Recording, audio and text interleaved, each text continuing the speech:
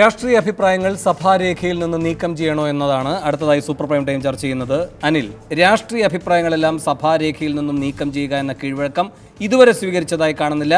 അതിനാൽ ബഹുമാനപ്പെട്ട മുഖ്യമന്ത്രിയുടെ പരാമർശം സഭാരേഖകളിൽ നിന്നും നീക്കം ചെയ്യേണ്ടതില്ലെന്ന് ചെയർ റൂൾ ചെയ്യുന്നു. അല്ല, ഇത് നമ്മൾ രാഷ്ട്രീയ പാർട്ടികളുടെ ആളുകളാണ്. രാഷ്ട്രീയ പാർട്ടികളുടെ അംഗീകാരമുള്ള രാഷ്ട്രീയ പാർട്ടികളുടെ ആളുകളായി ചിഹ്നത്തിൽ മത്സരിച്ച ആളുകളാണ്. സ്വാഭാവികമായി രാഷ്ട്രീയമൊക്കെ പറയും, അതിലൊരു തർക്കമില്ല. ഞാൻ പറയുന്നത് ഇപ്പോഴും തുടക്കത്തിൽ പറഞ്ഞതാണ്, രാഷ്ട്രീയമായ വാക്കുകൾ നീക്കം ചെയ്യേണ്ട, അതൊന്നും ഒരു വിഷയമുള്ള കാര്യമില്ല. ഇത് എന്തിനു വേണ്ടിയാണ്? ഈ വാക്ക് എന്തിനു വേണ്ടിയാണ്? ശിവസേനക്കാർ ഞങ്ങൾ ഇതിപ്പോൾ തുടങ്ങിയതല്ലോ. ഇത് കുറച്ചാൾ മുമ്പ് പറഞ്ഞല്ലോ, മാധ്യമപ്രവർത്തകർ വാടകയ്ക്കെടുത്ത ആളുകളാണ് KSUക്കാരെന്ന് പറഞ്ഞു. അതിൽ ഒരു അന്വേഷണം നടത്തി എന്തുണ്ടായി? ഞങ്ങൾ വാടകയ്ക്കെടുത്താന്ന് തെളിയിക്കാൻ പറ്റും? ഈ ശിവസേനക്കാർ ഇത് ഭരിക്കുന്ന, ഈ സ്റ്റേറ്റ് ഭരിക്കുന്ന ഒരാളാണ് പറയുന്നത്, വേറെ അപ്പുറത്ത് ഇപ്പുറത്തിരിക്കുന്ന ഒരാളല്ല, ഒരു പുതിയതായി എന്നെപ്പോലെ സഭയിൽ വന്ന ഒരാളല്ല പറയുന്നത്. ഇത് കേരളത്തിൻ്റെ മുഖ്യമന്ത്രി, മുമ്പ് MLA ആയ, മന്ത്രിയായ, CPM-ന്റെ പോളിറ്റ് ബ്യൂറോ അംഗം, ഞങ്ങളെ കുറിച്ചാണ് പറയുന്നത്. തൊട്ടപ്പുറത്ത് ശശീന്ദ്രൻ എന്ന് പറയുന്ന MLA ഇരിക്കാൻ, NCPയുടെ MLA, അദ്ദേഹത്തിന്റെ പാർട്ടിക്കാരനാണ് ഗോവയിൽ BJP അധികാരത്തിൽ വരാൻ പോകുന്നത്. ആ BJPയിൽ ഗോവയിൽ അധികാരത്തിൽ വരാൻ പോകുന്ന NDAയുടെ ഭാഗമായ NCPയെ കൂട്ടുപിടിച്ച് ഞങ്ങൾ വാടകയ്ക്കാരെന്ന് പറയാണ്. ഞങ്ങൾക്ക് 3-4 സ്റ്റേറ്റുകൾ നഷ്ടപ്പെടുന്നത് ഇതേ വിഷയം BJP ഉള്ളതുകൊണ്ടാണ്. അപ്പം ഇത് വളരെ തന്ത്രപരമായി അന്നത്തെ ദിവസത്തിന്റെ കാര്യം ഇതാണ്. അന്ന് മുഖ്യമന്ത്രി ഫുൾ ടെൻഷനിലാണ്. എന്ത് പറഞ്ഞാലും മുഖ്യമന്ത്രി ഇതേ പറയൂ, കാരണം ലാവ്ലിൻ കേസാണ് അന്നത്തെ. ശരി, അഡ്വക്കേറ്റ് ജയശങ്കർ, ഈ മുഖ്യമന്ത്രിയുടെ സംശയങ്ങൾക്ക് സ്പീക്കറുടെ പിന്തുണയുണ്ടെങ്കിലും കേരളം എത്ര കണ്ടാണ് ഇങ്ങനെ പിന്തുണച്ച് പോകേണ്ടത്? ഇവിടെ അനിൽ ചൂണ്ടിക്കാട്ടിയതുപോലെ മാധ്യമപ്രവർത്തകർ വാടകയ്ക്കെടുത്തുവെന്ന് അദ്ദേഹത്തിന് സംശയം തോന്നി. പിന്നീട് അദ്ദേഹം അത് സഭയിൽ പറഞ്ഞു വഷളായി. പിന്നെ വാർത്താ സമ്മേളനത്തിൽ അത് പറഞ്ഞു കൂടുതൽ വഷളായി. അതങ്ങനെ പോയി. രണ്ടാമത് ഈ പറയുന്ന ശിവസേനാ പ്രയോഗം, അതും അദ്ദേഹത്തിന് സംശയം എന്ന നിലയിൽ പറയുകയായിരുന്നു എന്നാണ് അദ്ദേഹം വിശദീകരിക്കുന്നത്. ഇനി ദീപിക പത്രത്തിൻ്റെ പരിപാടിയിൽ പോയപ്പോൾ അവിടെ ദീപിക പത്രം കിടക്കുന്നത് കണ്ട് അപ്പോൾ ഒരു സംശയം തോന്നി, നടിയെ ബലാത്സംഗം ചെയ്തതിൽ കൊട്ടേഷൻ സംഘങ്ങളില്ല, പിന്നിൽ ഗൂഢാലോചനക്കാരില്ല എന്ന്. പിണറായിക്ക് ഇങ്ങനെ അപ്പോൾ തോന്നുന്ന ഓരോ സംശയങ്ങൾക്ക് എന്താണ് കേരളം സമാധാനമായി പറയേണ്ടത്? ഇത് സംശയരോഗം എന്ന് പറഞ്ഞ ഒരു അവസ്ഥയാണ്. സാധാരണ കുടുംബക്കോടതി കേസുകളിലാണ് നമ്മൾ കാണാറ്. ഭർത്താവിന് ഭാര്യയെ സംശയം, ഭാര്യയ്ക്ക് ഭർത്താവിനെ സംശയം. അതൊക്കെ വിവാഹമോചനത്തിൽ ചെന്നാണ് അവസാനിക്കാറുള്ളത്. ഞാനിപ്പോൾ ഇതിനെക്കുറിച്ച് കൂടുതൽ പറയേണ്ട ആവശ്യമില്ല.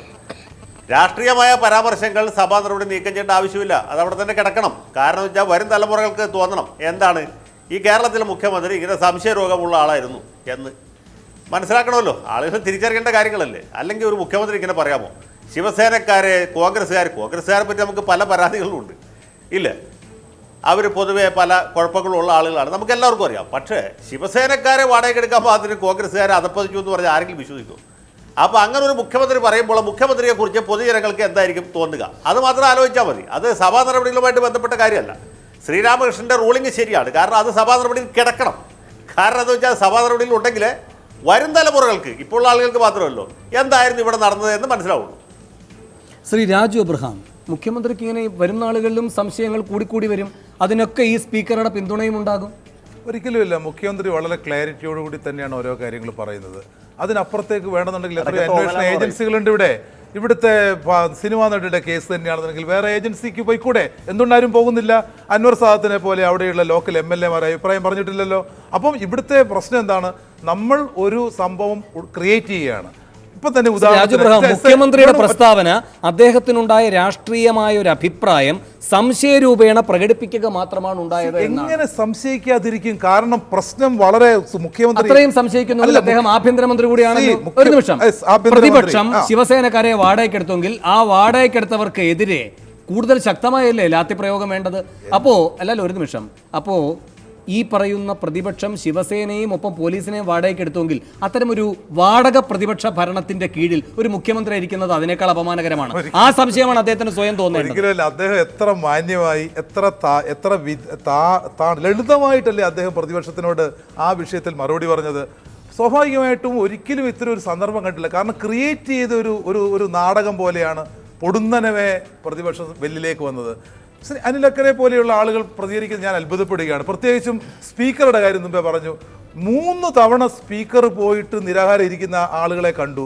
ഞങ്ങളൊക്കെ നിരാഹാരം കിടന്നപ്പോൾ ഞങ്ങളെ തിരിഞ്ഞു നോക്കിയിട്ടില്ല. ആ ഒരു സമീപനത്തിന്റെ പ്രശ്നമാണ് ഇവിടെ തന്നെ. ഇന്ന് തന്നെ അനൂപ് ഇവിടെ അടിയന്തര പുറമെ അവതരിപ്പിച്ചു. അനൂപിന്റെ ഡിമാൻഡ് എന്താ? ഒരു സ്പെഷ്യൽ ടീമിനെ വെക്കണം. മുഖ്യമന്ത്രി അപ്പൊ തന്നെ സമ്മതിച്ചില്ല. അത്രമാത്രം മോശമായതുകൊണ്ടാണ് അതിനെ പോസിറ്റീവായിട്ട്. ഒരു നിമിഷം സാർ, ഇവിടെ അങ്ങ് പറയുകയുണ്ടായി എത്ര വിനയത്തോടെ താഴ്മയോടെയാണ് പിണറായി കാര്യങ്ങൾ ചെയ്യുന്നതെന്ന്. അദ്ദേഹത്തിൻ്റെ ഈ പ്രയോഗങ്ങൾ എന്താണ് നൽകുന്നത്? സഭ നിർത്തിവെച്ചാൽ പിന്നെ അത് നടുത്തളമല്ല, അവിടെയുള്ള സുഹൃത്തുക്കളെ കാണാനാണ് പോയത്.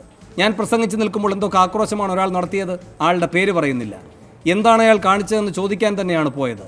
വിരട്ടാനാണോ ഭാവം? അങ്ങനെ വിരട്ടാൻ കഴിയുമോ? ഇതാണ് ഒരു ഘട്ടത്തിൽ പറയുന്നത്. ഇത് സ്പീക്കർ വന്നതിന് ശേഷമുള്ളത്. സ്പീക്കർ പോയതിനു ശേഷം പറയുന്നതാണ് അദ്ദേഹം ഈ നടുത്തളത്തിൽ ഇറങ്ങിയെന്ന്. ആ ബലരാമൻ എന്താണ് ചെയ്തത്? അവനോട് വിരട്ടലൊന്നും വേണ്ടെന്ന് പറഞ്ഞേക്കൂ. അതൊക്കെ ഞങ്ങൾ കുറെ കണ്ടിട്ടുള്ളതാണ്. 70 വയസ്സായില്ലേ പിണറായിക്ക്? ഇല്ല വേണം അതിനകത്ത് ഈ വെല്ല് നമുക്കെല്ലാം അറിയാം. വെല്ല് സഭ നിർത്തി വെച്ച് കഴിഞ്ഞാൽ വെല്ലിന് വെല്ലിന്റെ നിർവചനമല്ല. ഈ പിണറായി വിജയൻ കേരള മുഖ്യമന്ത്രിയായ ഘട്ടത്തിൽ എല്ലാവർക്കും ലഡു കൊടുത്തുകൊണ്ട് പറഞ്ഞത് അദ്ദേഹത്തിന്റെ ജന്മദിനവും ആ ജന്മവർഷത്തിന്റെ എന്തോ ഏറ്റക്കുറച്ചിലുകളുമൊക്കെയാണ്. ആ പ്രായത്തിന്റെ ഒരു പക്വതയൊക്കെ വേണ്ടേ? ബലരാമ, നീ എന്നെ വിരട്ടാൻ നോക്കുകയാണോ?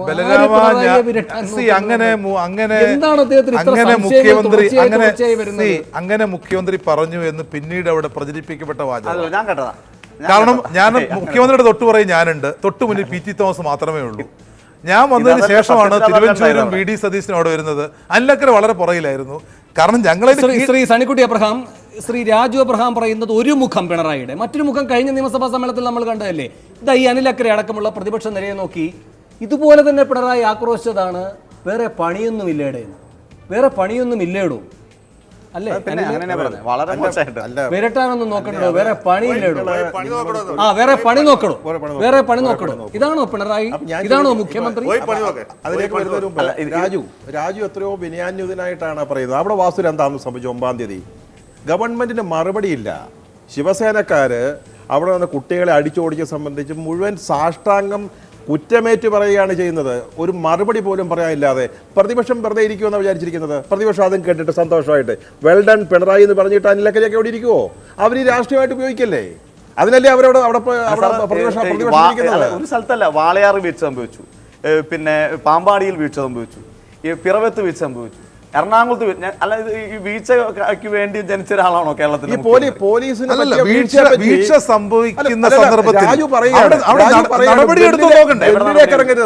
എല്ലായിടത്തും നടപടി എടുത്തില്ലേ? അവിടെ ഉത്തരവാദിത്വം നിർവഹിക്കാത്ത പോലീസ് ഉദ്യോഗസ്ഥന്മാരെ സസ്പെൻഡ് ചെയ്തില്ലേ? കേരളത്തിന് ജോലി ചെയ്യുന്ന പോലീസ് എന്ന 2 പോലീസ് വേണ്ട. കേരളത്തിൽ നല്ല പോലീസ്, ചീത്ത പോലീസ് എന്ന 2 പോലീസ് വേണ്ട. കേരളത്തിൽ ഒരു പോലീസ് മതി. കേരളത്തിലെ പോലീസിനെ തരാതര പോലെ ഇങ്ങനെ 2ആക്കി നിർത്തിക്കൊണ്ട് സ്വയം രക്ഷപ്പെടാൻ ശരിയായ പോലീസ്. പെൺകുട്ടികൾ ബലാത്സംഗം ചെയ്തു എന്ന് മൊഴി കൊടുത്തിട്ട് അത് കോടതി പോലും എത്തിക്കാത്ത ഒരു സന്ദർഭം എത്രയോ നമ്മൾ കേരളത്തിൽ കണ്ടതാണ്. അവിടെ നിന്ന് എത്രയോ വ്യത്യസ്തമാണ്. ഒരു പരാതി ഉണ്ടെങ്കിൽ നടപടി അവിടേക്ക് വന്നില്ലേ കേരളം? ഇവിടെ വാസ്തവത്തിൽ എന്താ സംഭവിച്ചത്? ഒരു വാടകയ്ക്ക് എടുത്താണോ എന്ന് ചോദിക്കുന്നു. ഇവിടെ ജയശങ്കർ പറഞ്ഞല്ലോ, കോൺഗ്രസ്സുകാരായാലും ശിവസേനയും ഒന്നും വാടക എടുക്കാൻ പോയില്ല. എടുത്തു എന്നങ്ങോട്ട് നമുക്ക് സമ്മതിക്കാം. ഇവിടെയല്ലേ പോലീസ് ഇരിക്കുന്നത്? പിണറായി അല്ലേ ആഭ്യന്തരമന്ത്രി? ഇവരെ കേരളത്തിലെ എറണാകുളത്തെ കോൺഗ്രസ്സുകാര് ശിവസേനക്കാരെ വാടകയ്ക്ക് എടുത്തിട്ടുണ്ടെങ്കിൽ ഒരു നിമിഷം മതിയല്ലോ. അതാ ഞാൻ പറഞ്ഞു, എടുത്തു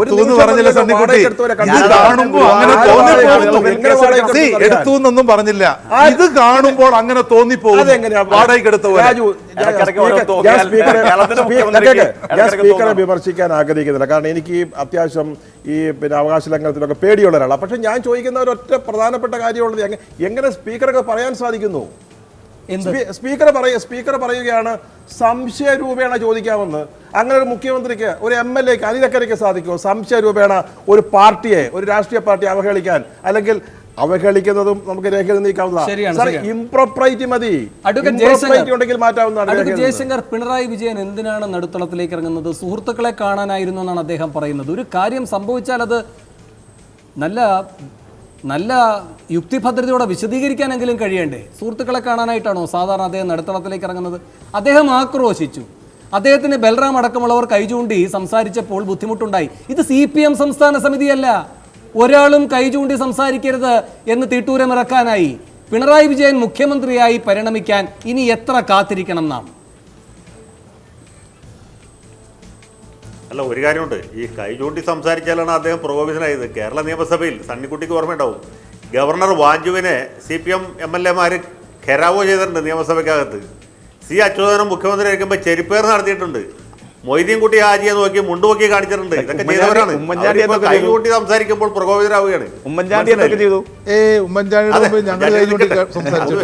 അത് വേറെ. അയ്യോ, ഇല്ല ചെയ്തിട്ടില്ല. ഉമ്മൻചാണ്ടിയുടെ നേർക്ക് കൈ ചൂണ്ടി സംസാരിച്ചിട്ടില്ല എന്നാണ് ശ്രീ രാജു അബ്രഹാം പറയുന്നത്. കൈ ചൂണ്ടി സംസാരിക്കുന്നതായിരുന്നു ഭേദമെന്ന് തോന്നുന്നതായിരുന്നില്ലേ ശ്രീ രാജു അബ്രഹാം? ഉമ്മൻചാണ്ടിക്ക് എന്ന് പ്രതിപക്ഷ നിരയിൽ നിന്ന് നേരിടേണ്ടി വന്ന സമീപനം. ജമീല പ്രകാശിന്റെ പഴയ വിഷ്വൽസ് നമ്മുടെ സുഹൃത്ത് ശിവൻകുട്ടിയുടെ ശിവതാണ്ഡവം ഓർമ്മയില്ലേ? ജമീല പ്രകാശം ശിവദാസൻ നായരെ കടിച്ചത് ഓർമ്മയില്ലേ? അല്ല, മുഖ്യമന്ത്രിക്ക് കടിച്ചത് ഒരിക്കലും ലേക്ക് ആന്റണിക്ക് എതിരെ ഞങ്ങൾ കൈ ചൂണ്ടിട്ടുണ്ടോ? ഉമ്മൻചാണ്ടിക്കെതിരെ ചൂണ്ടിട്ടുണ്ടോ? ഒരിക്കലും ഇല്ല. അങ്ങനെ ഒരിക്കലും ചെയ്തിട്ടില്ല.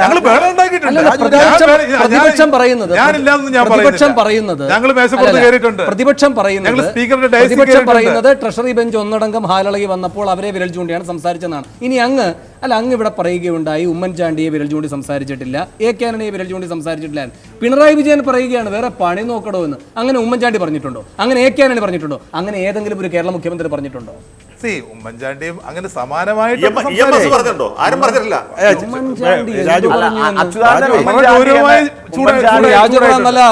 ചൂടായിട്ടുണ്ട്. അല്ല, അച്യുതാനന്ദൻ എന്നാണ് ഉമ്മൻചാണ്ടി എന്ന് വിളിച്ചിട്ടുള്ളത്? പലപ്പോഴും ചായക്ക് ദീർഘം ഉണ്ടാവാറില്ലേ അച്യുതാനന്ദൻ സംസാരിക്കുന്ന സമയത്ത്? എത്ര സമയം? ശ്രീ രാജു അബ്രഹാം, ഉമ്മൻചാണ്ടിയിൽ നിന്ന് കുറെ കാര്യങ്ങൾ പഠിക്കാം. വേണമെങ്കിൽ ഈ നിയമസഭാ പരിജ്ഞാനം കുറവാണ് പിണറായി വിജയന് എങ്കിൽ ഇങ്ങനെ എടുത്തു ചാടി ആക്രോശത്തിലേക്ക് പോവുക. ഒരു മുഖ്യമന്ത്രിയല്ലേ അദ്ദേഹം. ഉമ്മൻചാണ്ടി എടുക്കുന്ന എല്ലാ കാര്യങ്ങളൊന്നും പഠിക്കാൻ പറ്റും. അല്ല, അങ്ങനെയല്ല പറഞ്ഞത്. ഞാൻ ഒരു ഇടവേളയിൽ കൂടി പോവുകയാണ്. ഇടവേളയ്ക്ക് ശേഷം സൂപ്പർ പ്രൈം ടൈം അവസാനമായി ചർച്ച ചെയ്യുന്നത് സ്പീക്കറിന് ഉള്ളത് അമിതാധികാരമോ? ഇടവേളയ്ക്ക് ശേഷം.